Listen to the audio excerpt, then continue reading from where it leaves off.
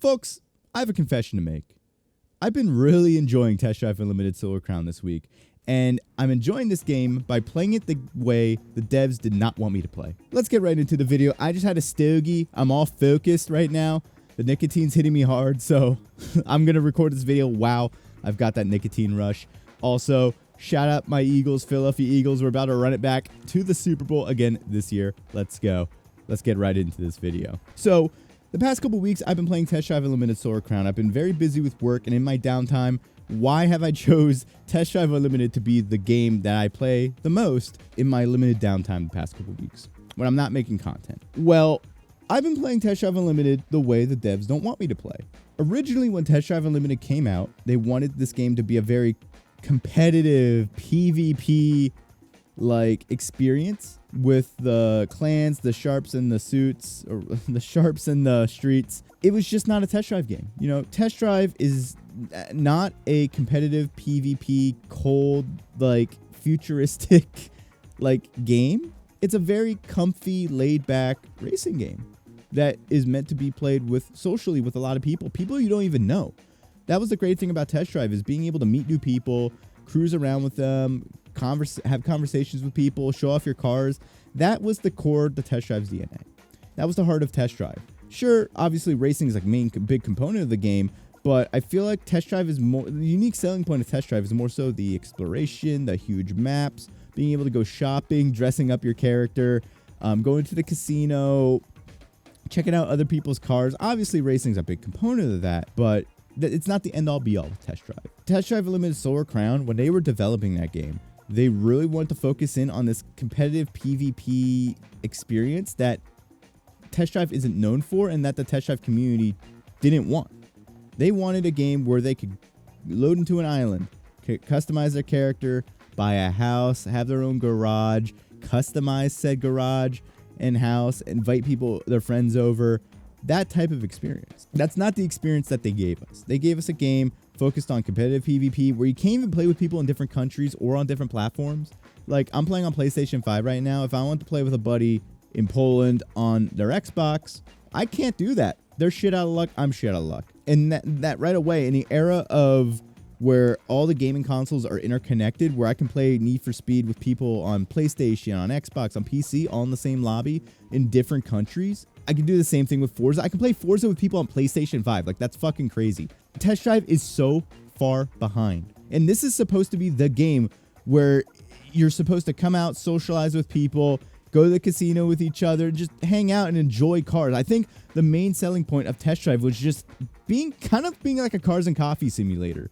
Where you just show off your cars, hang out with each other, just talk and have conversations. Obviously, racing, again, is a big, I'm saying the exact same thing again, so I'm going to digress, but that's what Test Drive was. It was a very comfy game, too. Like, you had this, like, chill, like, relaxing music playing, like, as you're landing in Oahu, or you're, like, hanging out in Ibiza. Like, it's a very happy, like, it's a very chill, relaxed, happy game. For some reason, they thought making Test Drive Unlimited Silver Crown a very neo-futuristic, sterile, and like futuristic, like not even cyberpunk, but just this weird like vibe. The vibe is already off the moment you load into the game. You get into this weird-ass helicopter.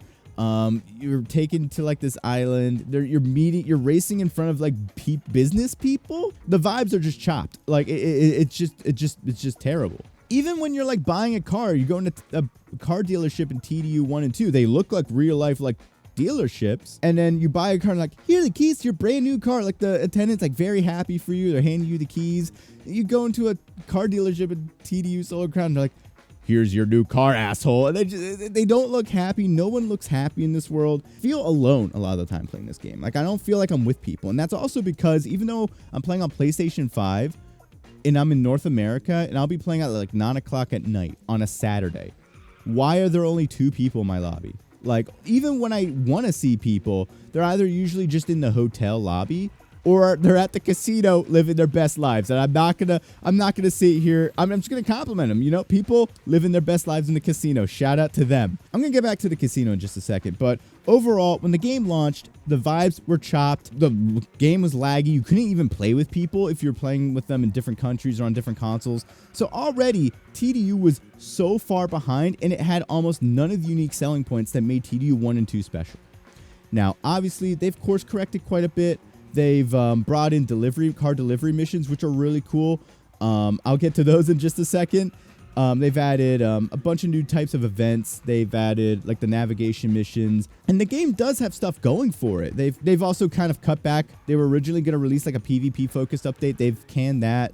They're going to be reworking it, and they're adding something down the road. They're starting to course correct. But the problem is they should have been focusing on the things that made TDU during development. I don't know what they were trying to do or like where their mind was when they were developing this game. Going back on topic though, I do want to say the recent updates have been nice, you know, adding the car delivery missions.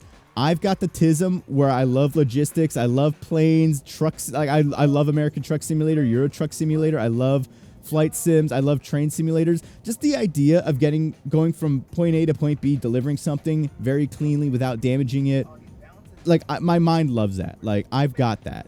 So the car delivery missions in TDU, I actually really enjoy. Sure, you'll be driving and sometimes, you know, you'll hit a leaf on a tree or maybe you'll ground the car out in like a weird way and you lose like a ton of damage. And it is very frustrating at times.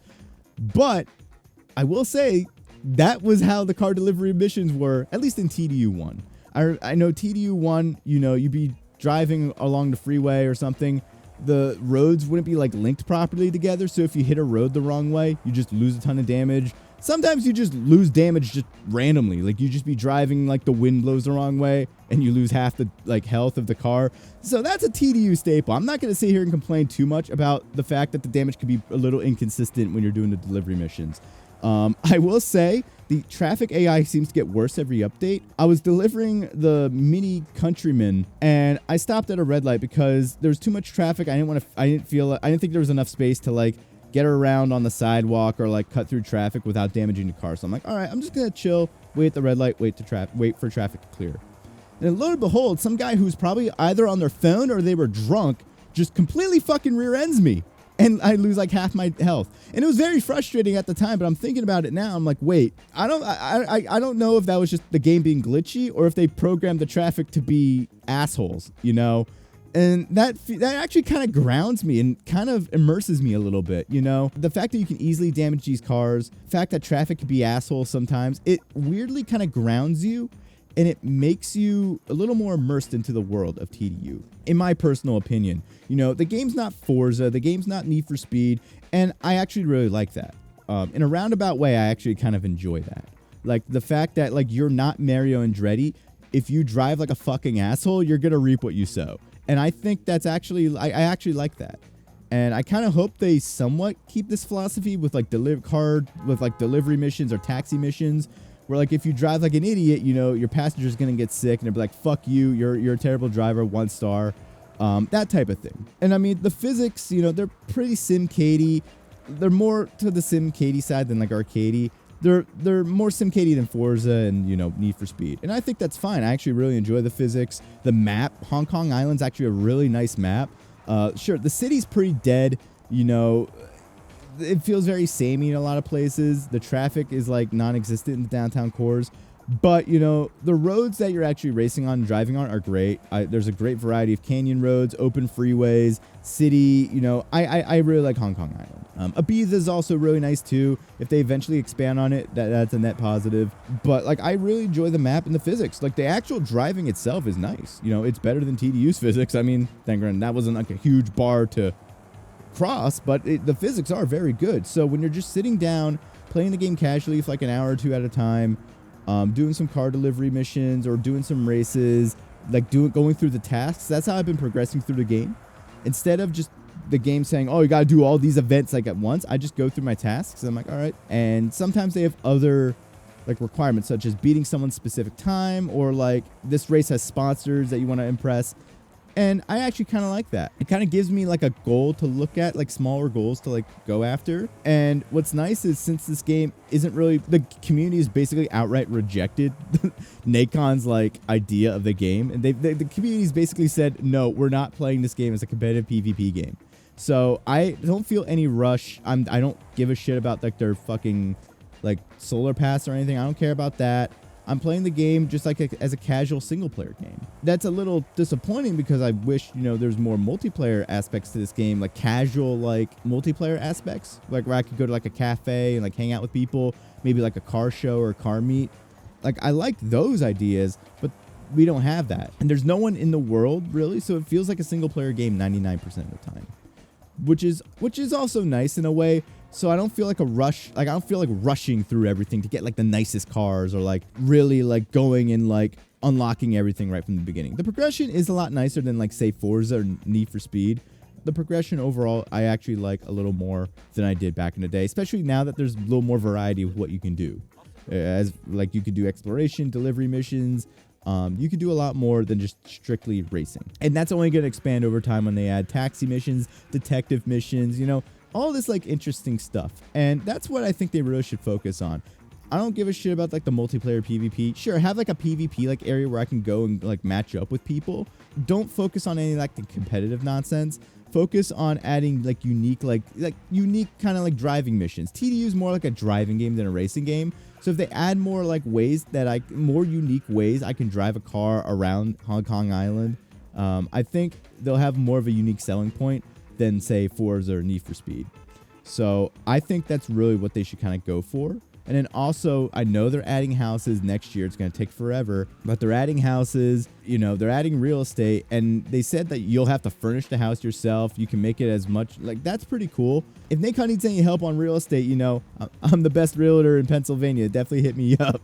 I like how we're eventually going to get it. It really feels like overall this game, they released the game and then they had to have the community basically say, no, you fucked up. This is what a test drive game is. And they've had to slowly kind of patch the game to make it a test drive game. So that's really what it's felt like with TDU Solar Crown. And it does seem like even when they do add like a bunch of cool stuff, they fuck up in some way. They added the casino in the previous update, but they only added one slot machine to the entire casino. And they also made it so you can't take out any of the money that you win from the casino until the half season update. They are adding like poker and another slot machine in the middle season update, but like, bro, like, come on, like, real. I will say I know people who've spent upwards of like 10-15 hours in the casino trying to get the the Mercedes. So there is a lot of dedication. Like I said, people living their best lives in the casino. I'm not gonna you know, shout out to them. You know, they're living their best lives.